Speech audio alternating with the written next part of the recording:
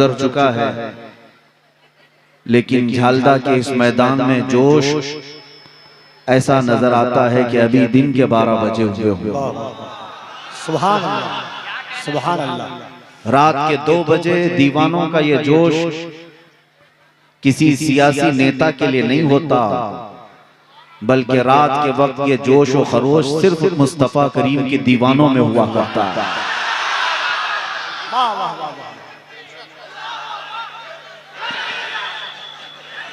मेरे अजीजों, 100-200 रुपये के लिए जमा करने वाले मजमे भी देखे होंगे,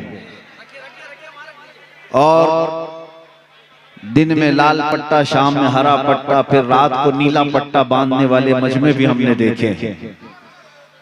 लेकिन बहुत बड़ा फर्क है, यहाँ मुंतजिमीन इजलास ने किसी को 100 रुपये दे के बुलाया नहीं है, और न ही यहाँ आने वाले को कुछ दे करके भेजने का वादा किया गया है। लेकिन इस जलसे में आने वाले हर जवान को पता है कि यहाँ आने वाला एक मुकर्रिर ऐसा भी है जो अपनी तकरीर में सीधे अपनी गर्दनें मांगता है, और सबको पता है जो तकरीरें हमारी सुनते हैं, यहाँ बिला चूचिरा जब मैं मुस्तफा करीम के कदमों का जिक्र करता हूँ, हर जवान अपनी गर्दन निछावर करने को तैयार होता। मैं उस जालिम दुनिया से पूछना चाहता हूँ, हम हजार अगरचे टूटे हुए हैं, लाओ ये मजमा जो मेरे मुस्तफा पर कुर्बान होने वाला, अगर तुम्हारे खीमे में कहीं एक बच्चा भी नजर आ जाए तो मुझे बता दो। एक बच्चा भी कहीं नजर आ जाए तो बता दो, इसलिए कि ये खासा सिर्फ और सिर्फ मेरे मुस्तफा के दीवानों का है।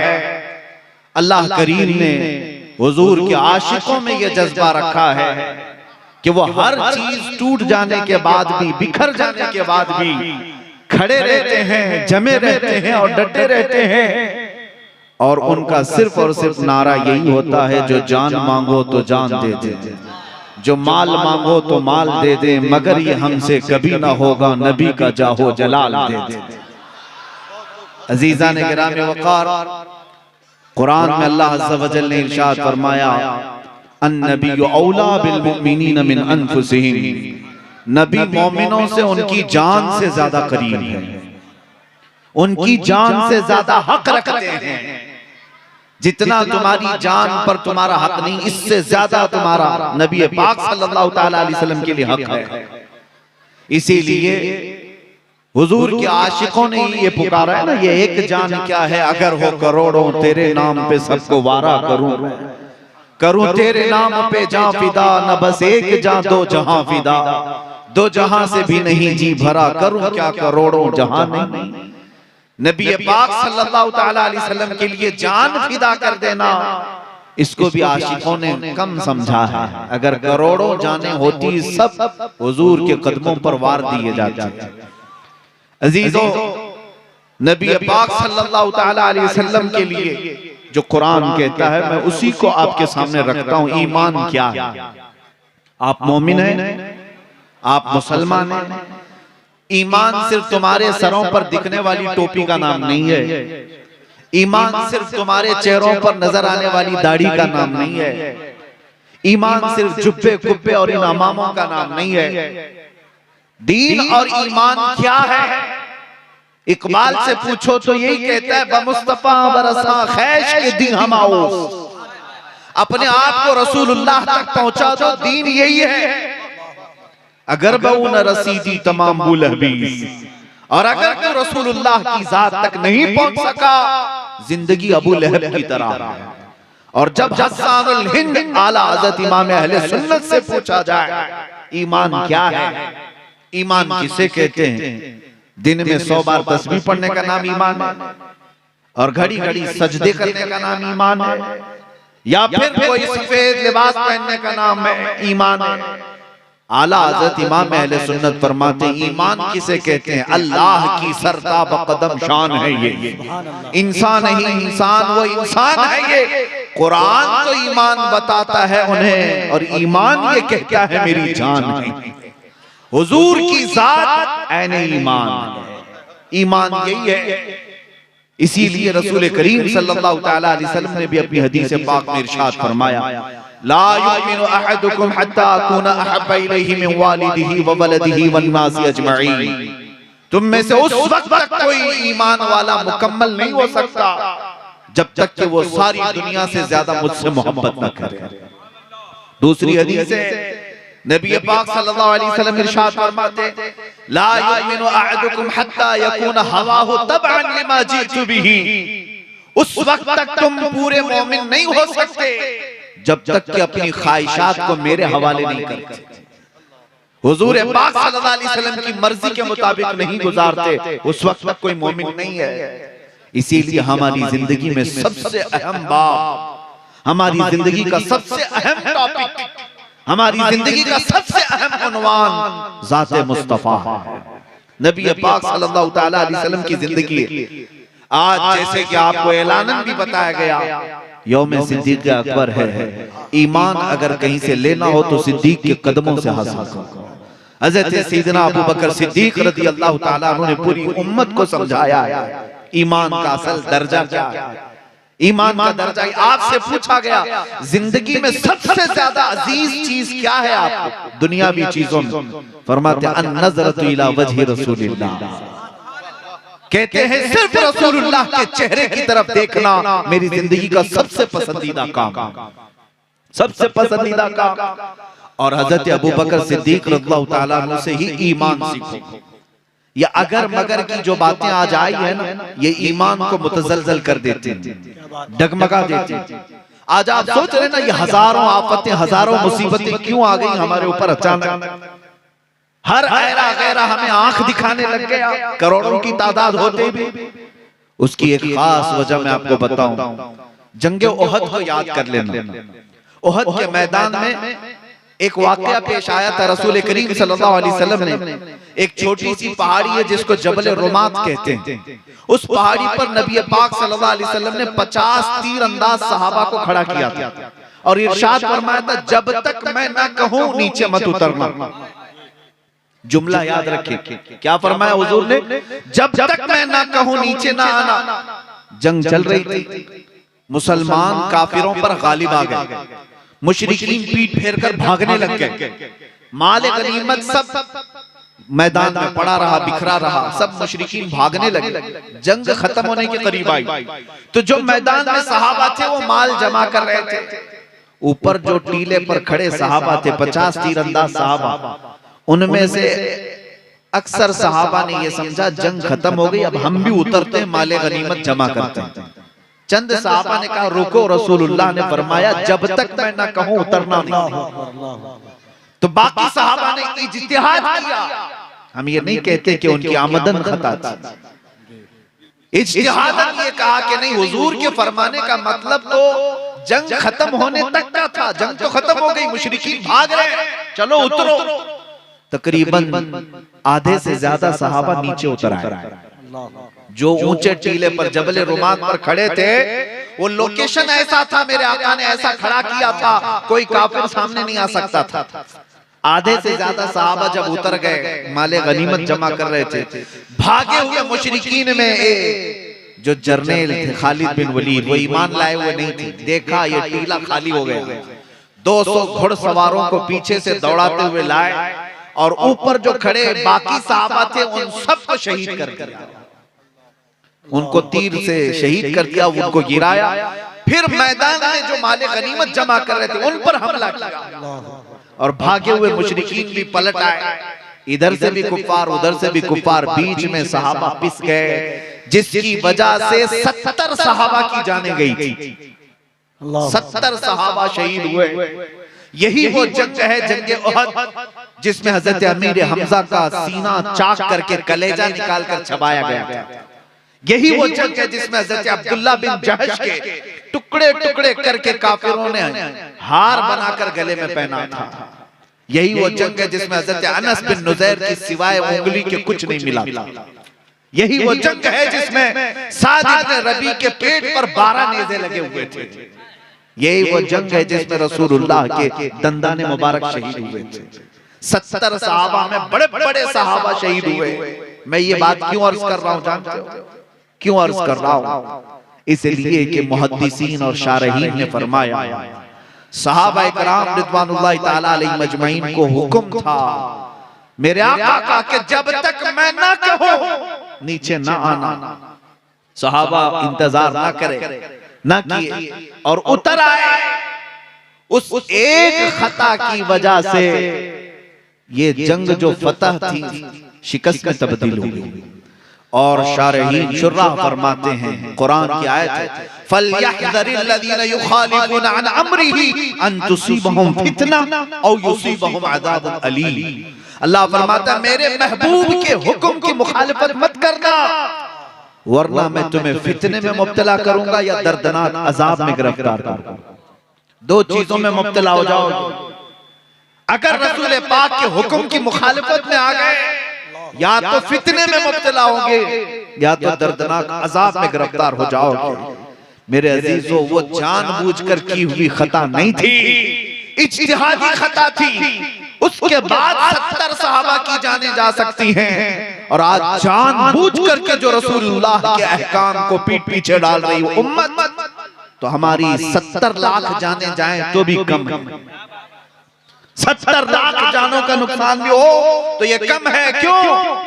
रसूल पाक सल्लल्लाहु ताला अलैहि वसल्लम के अहकाम की खिलाफ वर्जी न करो। मैं जो ईमान है उसको बता रहा हूं। ईमान किसे कहते हैं? सुलह हुदैबिया के मौके पर जानते हैं हुजूर सल्लल्लाहु अलैहि वसल्लम मुशरिकीन से सुलह कर रहे थे। हुजूर सुलह कर रहे थे, सहाबा उनमें से कुछ राजी नहीं थे, इनसे जंग करना चाहिए, इन काफिरों के छक्के छुड़ा दे, इनको मारना चाहिए, ये हमें उमरा करने से रोक रहे हैं। लेकिन रसूल पाक सुलह कर रहे थे। हज़रत सैयदना उमर फारूक रज़ियल्लाहु ताला अन्हु आए, रसूल पाक के पास अर्ज करने लगे, या रसूल अल्लाह आप इजाजत दे दें, हम जंग करेंगे। हुजूर ने फरमाया नहीं, उमर मैं सुलह कर रहा हूं। हज़रत उमर गए, सहाबा को पकड़ पकड़ कर कह रहे थे कि रसूल पाक सल्लल्लाहु अलैहि वसल्लम से अर्ज करें कि हमें जंग की इजाजत दी जाए। हुजूर जंग की इजाजत नहीं दे रहे।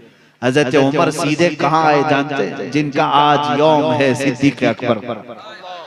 सैयदना अबू बकर सिद्दीक के पास आए और कहने लगे, अबू बकर तुम्हें पता नहीं रसूलुल्लाह मक्का के मुशरिकीन से सुलह की बात कर रहे हैं?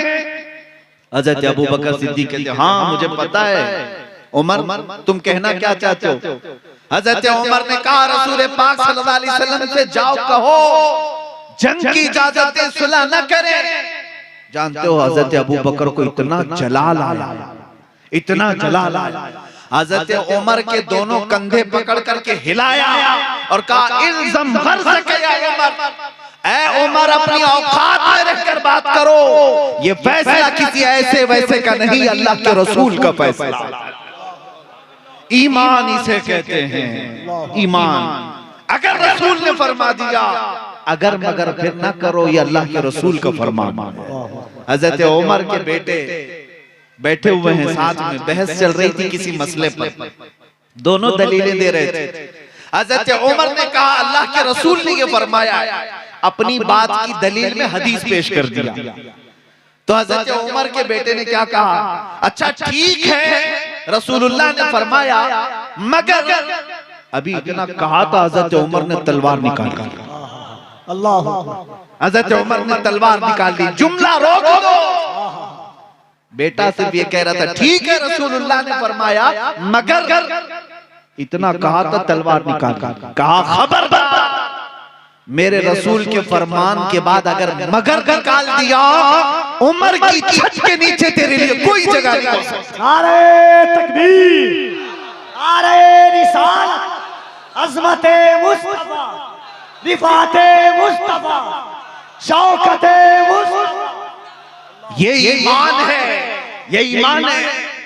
सैयदना अबू बकर सिद्दीक रज़ियल्लाहु ताला अन्हु ने भी अपनी ज़ात पाक से लोगों को यही बताया, अजीज़ान गिरामी, कुल जहां हमारी, कुल कायनात हमारी रसूल पाक की ज़ात है। इतनी बात याद रख लो। इकबाल ने बहुत प्यारे अंदाज से कहा था, इकबाल के शायद सैकड़ों अशार होंगे, हजारों अशार होंगे, सबको एक पल्ले में रखो और एक शेर ही काफी है जो पूरी कायनात के लिए है। इकबाल ने कहा था कि मोहम्मद से वफा तूने, तो हम तेरे हैं। ये जहां चीज है क्या, लौह कलम तेरे हैं। तुम क्या क्या हासिल करने की फिक्र कर रहे हो, तुम किस किस चीज के पीछे लगे हुए हो। तुम्हें सियासत चाहिए, तुम्हें कुर्सी चाहिए, तुम्हें तख्त चाहिए, तुम्हें इज्जत चाहिए, तुम्हें वकार चाहिए, तुम्हें दौलत चाहिए। ये सब चीज है क्या, हुजूर से वफा कर, लौह कलम तेरे। हुजूर से मोहब्बत कर, ये जहां चीज है क्या, लौह कलम तेरे। अजीज़ान इकराम वक़ार, आला हज़रत फाज़िल बरेलवी रज़ियल्लाहु ताला अन्हु ने भी यही मकाम मुस्तफ़ा बयान किया। जिंदगी भर इन हमारे मशाइख ने, बुजुर्गों ने जो टॉपिक हमें दिया है वो नामूस मुस्तफ़ा का है।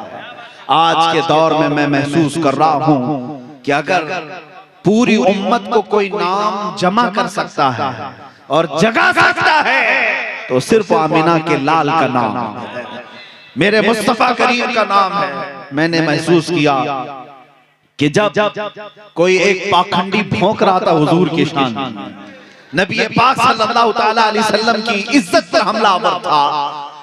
जानते हैं मेरे अजीजों, हर मुसलमान का जज्बा है कि अपने जिस्म तो जिस्म, अपने दिल और कलेजे के 1000 टुकड़े निकाल कर रखे थे, इसलिए कि ये जो कुछ भी मिला है मेरे मुस्तफा के सदके में मिला है।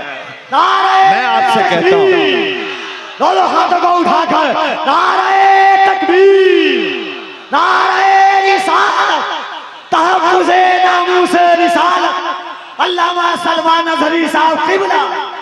मैं जो बात अर्ज कर रहा हूँ तवज्जो से सुने। मामला ये था कि कभी किसी गुस्ताख के खिलाफ खड़े होकर के प्रैक्टिकल देख भी लेना, तजुर्बा भी कर लेना। जिस वक्त हमने ललकार करके कहा था कि हम मैदान में खड़े हैं, जिसकी हिम्मत है मेरे मुस्तफा के गुलाम से दू बदू मुकाबला करके दिखाए, इस ऐलान के बाद मेरे अजीजों, हर सुन्नी घर का बच्चा तो बच्चा है, हर घर का बूढ़ा अपनी जगह पर, हर जवान अपनी जगह पर। मेरे पास आज भी वो लेटर भी मौजूद है, वो मैसेजेस भी मौजूद है कि हमारा जिनसे कोई ताल्लुक भी नहीं, हमारा जिनसे कोई सरोकार भी नहीं, दूर दराज बैठे हुए उन लोगों ने भी हमें मुरासिले भेजे, मैसेजेस भेजे, कहा मौलाना तुम्हारा हमारा इख्तिलाफ 1000 हो, गुंबदे खजरा की अजमत पर हम भी निछावर होने को तैयार। नारे तकबीर, नारे रिसालत। मेरे अजीजों, यही बात मैंने महसूस किया कि इस उम्मत के 1000 टुकड़े हो जाएं, इस उम्मत को टुकड़ों में बिखेर कर रख दिया जाए। उलमा तवज्जो से सुन लें, इनको जोड़ने के लिए फिर कोई कपड़ा पकड़ाने की जरूरत नहीं है, इनको जोड़ने के लिए रस्सियां बांधने की जरूरत नहीं है। एक बार नाम मुस्तफा का नारा लगाओ, 1000 टुकड़े हो, उम्मत एक झंडे के नीचे फिर आ जाए। ये मेरा नहीं है,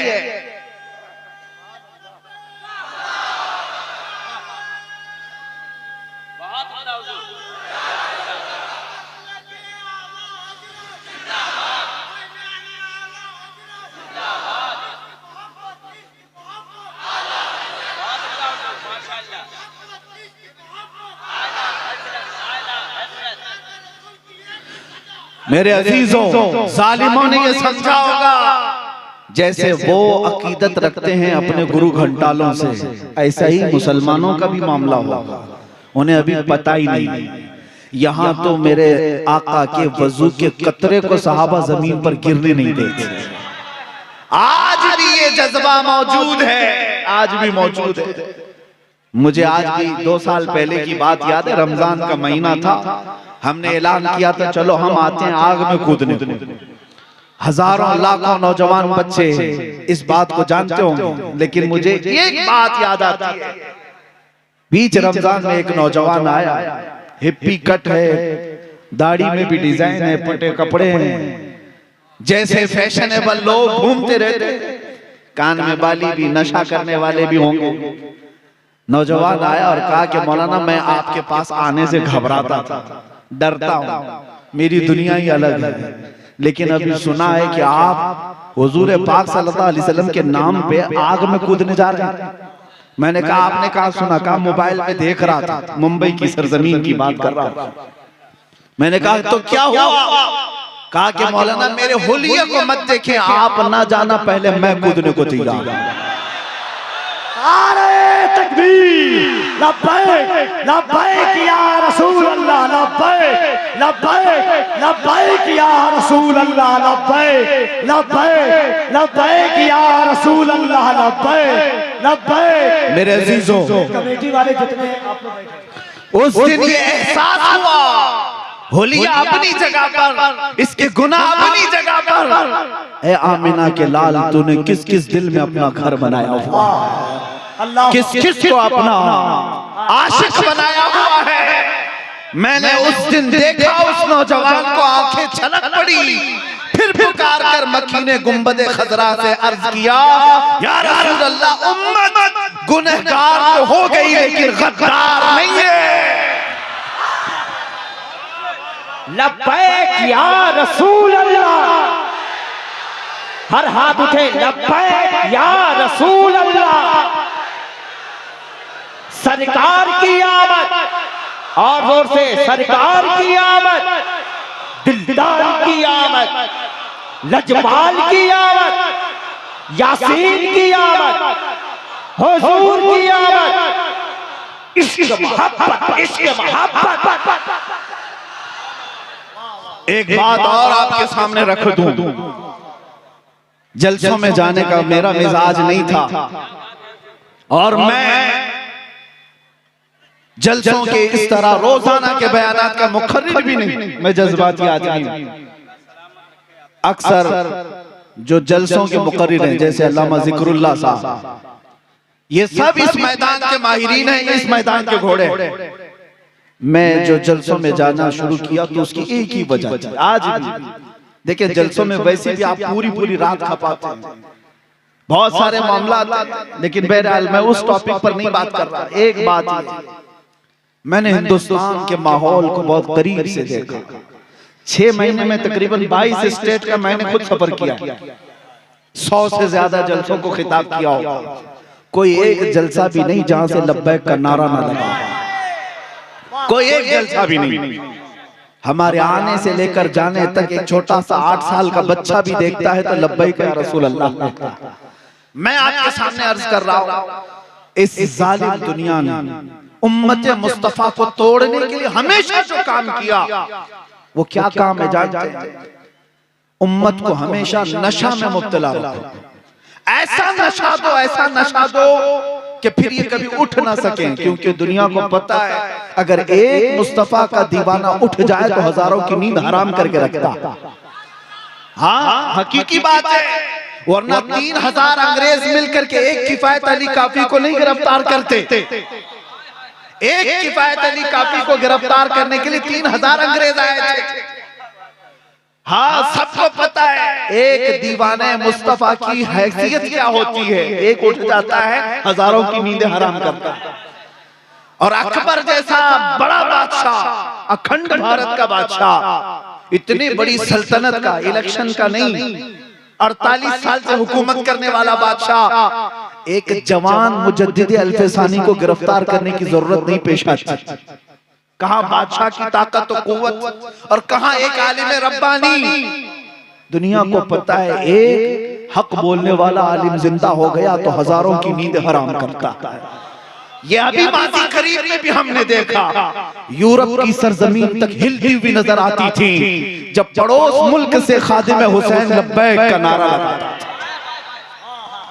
पैरों से माजूर व्हीलचेयर पर बैठा हुआ है, व्हीलचेयर पर बैठ करके लब्बैक या रसूल अल्लाह कहे तो दुनिया के तख्त हिलते हुए नजर आते हैं। क्यों?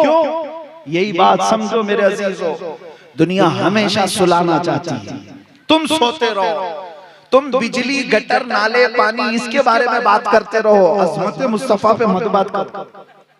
ये आज सियासी माहौल भी यही है। जितने हमारे सियासी नेता भी तुम चुन करके भेजे हो, उनमें एक भी ऐसा नहीं माइक का लाल जो मेरे अज़मत मुस्तफा की अज़मत पर बात करे। मेरे अजीजों, हम कहते हैं ये गटर, नाले, बिजली की कमी या पानी कभी हम बर्दाश्त कर लेंगे, लेकिन नामूस मुस्तफा के खिलाफ एक जुमला भी बर्दाश्त नहीं करते। इसलिए कि हमें हमारी जानों से ज्यादा इज्जत मुस्तफा अजीज है।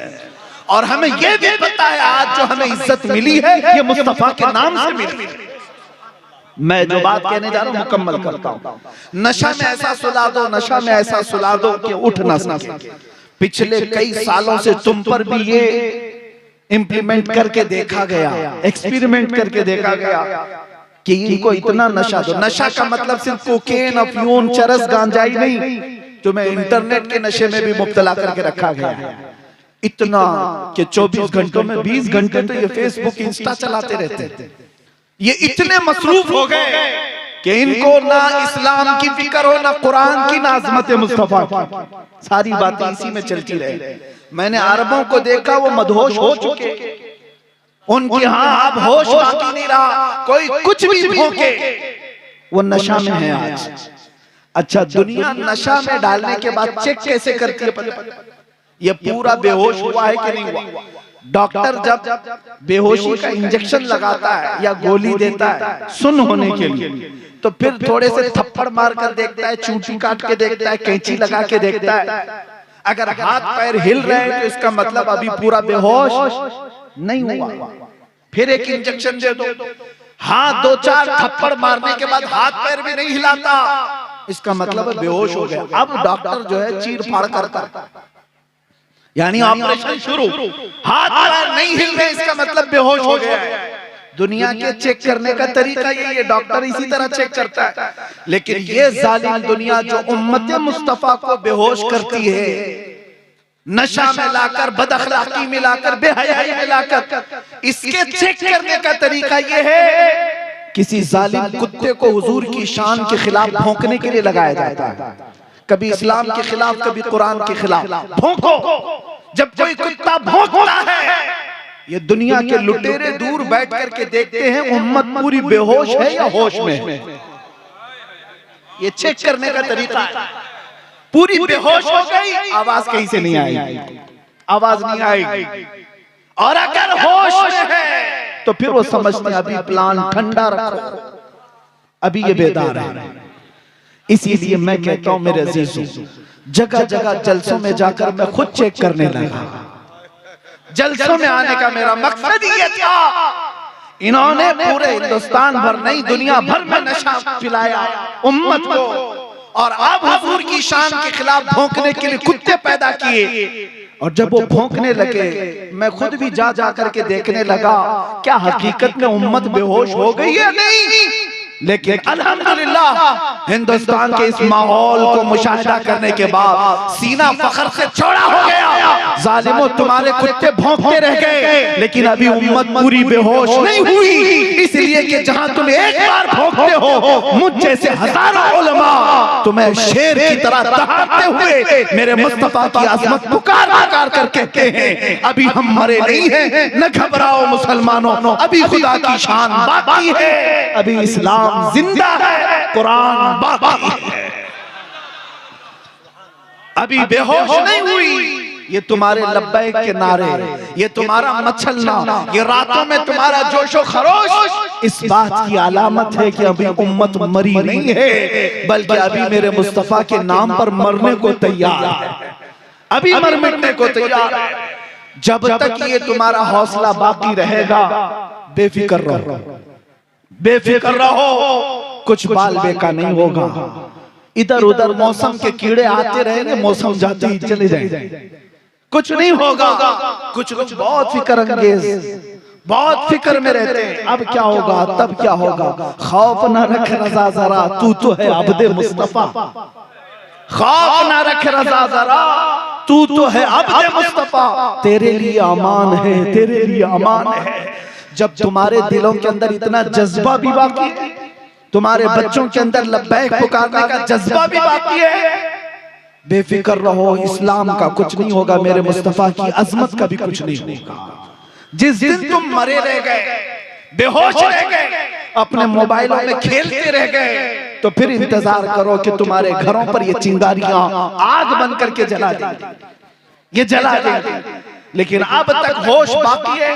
मैं उलमा से भी यही कहता हूं, जहां जाए इस कौम को जगाएं तो सिर्फ मेरे मुस्तफा के नाम पर जगाएं। अगर इनके सीनों में नाम मुस्तफा पर मचलने का जज्बा है तो समझ लें कि ईमान का चिराग अभी जिंदा, ईमान का चिराग बुझा नहीं है। और जब तक ईमान का चिराग रोशन है, किसी भी जालिम कुत्ते को तुम पर अल्लाह गालिब नहीं होने देगा, गालिब नहीं होने देगा। इन यंसुरकुमुल्लाह फला गालिब लकुम, कुरान कहता है अगर अल्लाह तुम्हारी मदद पे आए कोई गालिब नहीं आ सकता, कोई गालिब नहीं आ सकता। अल्हम्दुलिल्लाह हमने अपनी मुख्तसर सी जिंदगी, मेरी छोटी सी जिंदगी में मैंने देखा है ये जो अजमत, ये जो इज्जत मिली है सिर्फ मेरे मुस्तफा के नाम पर मिली है। ये नाज, ये अंदाज हमारे नहीं होते, झोली में अगर टुकड़े तुम्हारे नहीं होते, जब तक के मदीने से इशारे नहीं होते, रोशन मेरी किस्मत के सितारे नहीं होते। ऐ लोगो, आपके लिए एक मैसेज है मेरा, बेदाम ही बिक जाइए बाजारे नबी, बेदाम ही बिक जाइए बाजार नबी में। इस शान के सौदे में खसारे नहीं होते, इस शान के सौदे में कभी खसारे नहीं होते। इसीलिए आज हर माँ अपने बच्चे को दूध पिलाए तो मेरे मुस्तफा के नाम पर पिलाए, हर माँ अपने बच्चे की परवरिश करे तो अज़मत मुस्तफा सिखा करके परवरिश करे। मदीने की उस माँ पर मुझे कुर्बान होना चाहिए, हर मोमिन को कुर्बान होना चाहिए। जंगे उहद में एक औरत दौड़ती हुई आई, उसका जवान बेटा शहीद हो गया। आई तो क्या कहती है, सबसे पहले हुजूर की बारगाह में आई, अर्ज करती या रसूल अल्लाह मेरा अकलौता बेटा था, शहीद हो गया, अगर आप इजाजत दे दे तो मैं अपने बेटे को देखूं, अगर आप इजाजत दें। कौन माँ ऐसी है जिसके लाल की मौत हो गई हो और वो किसी से इजाजत लेने जाए? यहाँ तो मातम उठ जाता है, रोना पीटना शुरू होता है, लेकिन वो मदीने की खातून थी, मेरे आका की सहाबिया थी। हुजूर ने इरशाद फरमाया जा तेरे जवान की लाश को देख ले। जब वो मैदान में आई, अपने जवान बेटे की लाश खून में लथपथ है, लेकिन देखने का अंदाज क्या है, आते साथ अपने बेटे के जिस्म से जुब्बा हटा दिया, तवज्जो, जुब्बा हटाया और उसके बाद लाश को पलट करके पीठ पर हाथ फेरती रही और उसके बाद फिर जुब्बा सही करती है और सजदे में गिर जाती है। सजदा करके अल्लाह की बारगाह में कहती है ऐ रब्बल आलमीन, तेरा शुक्र है मेरे जवान को तूने अपने हबीब की खिदमत में कबूल किया, अपने हबीब की इज्जत पर कबूल किया है। अब सुनो, जो वहां पर सहाबा थे वो पूछने लगे ए खातून तेरा बेटा शहीद हुआ है, तू अपने बेटे को यूं पलट पलट कर क्यों देख रही है? क्या कहती है, मेरा एक ही जवान बेटा था, जब ये रुखसत हो रहा था तो मैंने इसको वसीयत की थी।